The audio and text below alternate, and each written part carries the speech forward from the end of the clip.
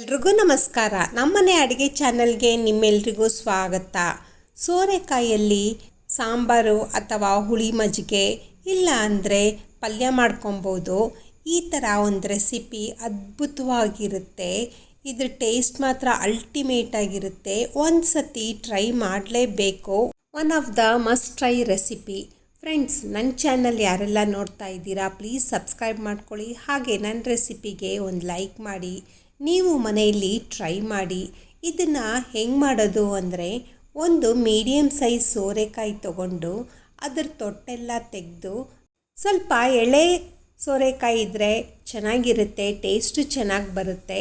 ಹಾಗೇನಾದರೂ ಬಲ್ತಿರೋದಿದ್ದರೆ ಅದ್ರ ಮಧ್ಯ ಇರೋ ತೆರಳೆಲ್ಲ ತೆಗೆದುಬಿಟ್ಟು ಮೇಲಿರೋದು ಮಾತ್ರನೇ ತುರಿದು ಎತ್ತಿಟ್ಕೊಬೇಕು. ಸಣ್ಣ ತುರಿದಲ್ಲಿ ತುರಿದ್ರೆ ತುಂಬ ಚೆನ್ನಾಗಿರುತ್ತೆ.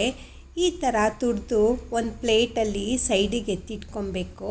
ಸೋರೆಕಾಯಲ್ಲಿರೋ ಅಂಥ ನೀರಿನಂಶ ಎಲ್ಲನೂ ಒಂದು ಬಟ್ಲಿಗೆ ಹಿಂಡ್ಕೊಂಡು ಅದನ್ನು ಸಹ ಸೈಡಿಗೆ ಎತ್ತಿಟ್ಕೊಬೇಕು.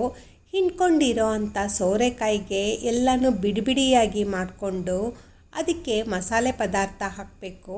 ಮೊದಲು ಸ್ವಲ್ಪ ಅರಿಶಿನ, ಖಾರದ ಪುಡಿ, ಉಪ್ಪು, ಹಾಗೆ ಸ್ವಲ್ಪ ಗರಂ ಮಸಾಲ, ಧನಿಯಾ ಪುಡಿ, ಜೀರಿಗೆ ಪುಡಿ ಎಲ್ಲನೂ ಹಾಕಿಬಿಟ್ಟು ನೀಟಾಗಿ ಮಿಕ್ಸ್ ಮಾಡಬೇಕು. ಜೊತೆಗೆ ಒಂದು 3 ಸ್ಪೂನು ಕಡಲೆ ಹಿಟ್ಟು ಹಾಕಬೇಕು. ಕಡಲೆ ಹಿಟ್ಟು ಹಾಕೋದ್ರಿಂದ ಬೈಂಡಿಂಗ್ ತುಂಬ ಚೆನ್ನಾಗಿ ಬರುತ್ತೆ. ಎಲ್ಲನೂ ಹೊಂದ್ಕೊಳ್ಳೋ ಥರ ನೀಟಾಗಿ ಮಿಕ್ಸ್ ಮಾಡಿ ಒಂದು 5 ನಿಮಿಷ ರೆಸ್ಟ್ ಮಾಡೋಕ್ಕೆ ಬಿಡಿ. ನಂತರ ಅದಕ್ಕೆ ಸ್ವಲ್ಪ ಸಬ್ಬಕ್ಕಿ ಸೊಪ್ಪು, ಕೊತ್ತಂಬರಿ ಸೊಪ್ಪು, ಹಾಗೆ ಕರಿಬೇವು ಸೊಪ್ಪು ಎಲ್ಲನೂ ಸಣ್ಣದಾಗಿ ಹೆಚ್ಕೊಂಡು ಅದ್ರ ಜೊತೆಗೆ ಸೇರಿಸ್ಕೊಂಡು ಅದನ್ನು ಸಹ ನೀಟಾಗಿ ಮಿಕ್ಸ್ ಮಾಡಿರೋ ಅಂಥ ಪದಾರ್ಥವನ್ನು ಸ್ವಲ್ಪ ನಿಮಗೆ ಯಾವ ಸೈಜಲ್ಲಿ ಬೇಕೋ ಆ ಸೈಜಲ್ಲಿ ಉಂಡೆ ಕಟ್ಕೊಂಡು ಎಲ್ಲನೂ ಉಂಡೆ ಕಟ್ಟಾದಮೇಲೆ ಕಾದಿರೋ ಅಂಥ ಎಣ್ಣೆಗೆ ಒಂದೊಂದಾಗಿ ನಿಧಾನಕ್ಕೆ ಬಿಡಬೇಕು. ಮಾಡಿರೋ ಅಂಥ ಕುಫ್ತಾ ಎಲ್ಲನೂ ತುಂಬ ಸಾಫ್ಟಾಗಿರುತ್ತೆ. ಸೊ ಹಾಗಾಗಿ ನಿಧಾನಕ್ಕೆ ತಿರುಗಿಸ್ಬೇಕು. ಈ ಥರ ನಾವು ಎರಡೂ ಕಡೆ ಕೆಂಬಣ್ಣ ಬರೋ ಥರ ಫ್ರೈ ಮಾಡ್ಕೊಬೇಕು. ಫ್ಲೇಮ್ನ ಸ್ವಲ್ಪ ಮೀಡಿಯಮಲ್ಲಿ ಇಟ್ಕೊಬೇಕು. ನಂತರ ನಾವು ಬೋಂಡಾ ಬಜ್ಜಿ ಹೇಗೆ ಡೀಪ್ ಫ್ರೈ ಮಾಡ್ತೀವಿ ಸೇಮ್ ಮೆಥಡಲ್ಲಿ ಅದೇ ಥರನೇ ಮಾಡಬೇಕು. ಫ್ರೆಂಡ್ಸ್, ಯಾರೆಲ್ಲ ನನ್ನ ಚಾನಲ್ ನೋಡ್ತಾ ಇದ್ದೀರಾ ಪ್ಲೀಸ್ ಸಬ್ಸ್ಕ್ರೈಬ್ ಮಾಡ್ಕೊಳ್ಳಿ.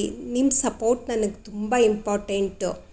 ಕರ್ದಿರೋ ಅಂಥ ಎಲ್ಲ ಕುಫ್ತಾನು ಟಿಶ್ಯೂ ಪೇಪರ್ ಮೇಲೆ ಹಾಕ್ಕೊಂಡು ಸೈಡಿಗೆ ಎತ್ತಿಟ್ಕೊಬೇಕು.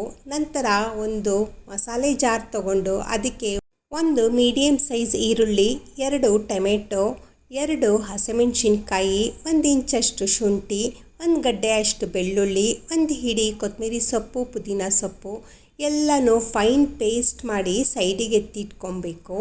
ನಂತರ ಅದೇ ಜಾರಿಗೆ ಬ್ಯಾಡಗಿ ಮೆಣಸಿನ್ಕಾಯಿಯೂ ಸಹ ಹಾಕಬೇಕು. ಬ್ಯಾಡಗಿ ಮೆಣಸಿನ್ಕಾಯಿ ಪೇಸ್ಟ್ ಮಾಡ್ಕೊಳ್ಳೋದ್ರಿಂದ ಕಲರು ಚೆನ್ನಾಗಿ ಬರುತ್ತೆ ಮತ್ತು ಟೇಸ್ಟು ಚೆನ್ನಾಗಿರುತ್ತೆ.